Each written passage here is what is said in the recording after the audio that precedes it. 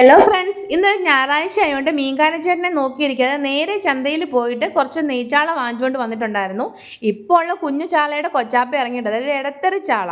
അപ്പോൾ വീട്ടിൽ കൊണ്ടുവന്ന് നല്ലൊരു വൃത്തിയാക്കി കഴുകി വൃത്തിയാക്കിയ ശേഷം അടുപ്പിൽ ഒരു ചട്ടി വെക്കുക, വെളിച്ചെണ്ണ ഒഴിക്കുക, ഉലുവയിട്ട് പൊട്ടിക്കുക, ഇഞ്ചി വെളുത്തുള്ളി കൊച്ചുള്ളി ചതച്ചത് ചേർക്കുക.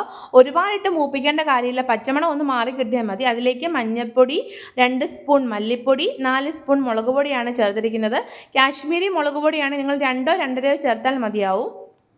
പൊടികൾ നല്ലതുപോലെ മൂത്ത് വരുന്നവരെ ഒന്ന് ഇളക്കി കൊടുക്കുക. ഇളക്കിയ ശേഷം നല്ല ചൂടുവെള്ളമാണ് ഞാൻ ഒഴിക്കുന്നത്. ചൂടുവെള്ളം ഒഴിച്ച് നിങ്ങൾക്ക് ആവശ്യത്തിന് ചാറ് എത്രയാണോ വേണ്ട അത്രയും വെള്ളം ഒഴിച്ച് കൊടുക്കുക. ഇവിടെ കപ്പയും കൂടെ ഉള്ളത് കൊണ്ട് ഞാൻ ഇച്ചിരി ഏറെ വെള്ളം കൊടുത്തിട്ടുണ്ടായിരുന്നു. പിന്നെ കല്ലുപ്പും തോട്ടുപുളിയും കൂടി ഇട്ട് ഒന്ന് തിള വരുന്നവരെ വെയിറ്റ് ചെയ്യുക. തിള വന്ന ശേഷം അതിലേക്ക് നമ്മൾ വൃത്തിയാക്കി വെച്ചിരിക്കുന്ന മീൻ കഷ്ണങ്ങൾ ഇട്ട് കൊടുക്കുക.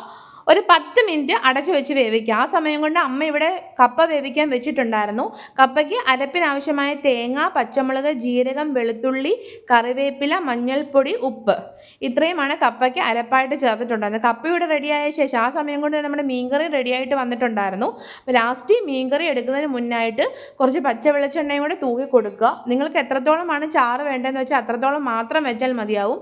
പിന്നെ ഏത് മീൻകറി ആണെങ്കിലും മുളക് അരച്ച് വെക്കുകയാണെങ്കിൽ അന്നേരം കൂട്ടാതെ കുറച്ച് സമയം കഴിഞ്ഞ് കൂട്ടുന്നതായിരിക്കും. കാരണം ആ സമയം കൊണ്ട് നമുക്ക് മുളകും കാര്യങ്ങളും എല്ലാം മീനിൽ പറ്റിയിരിക്കും. അപ്പോൾ നിങ്ങൾക്കിന്ന് ഉച്ചയ്ക്ക് എന്താ കഴിക്കുകയെന്ന് വെച്ചാൽ പറയുക. അപ്പോൾ ബൈ.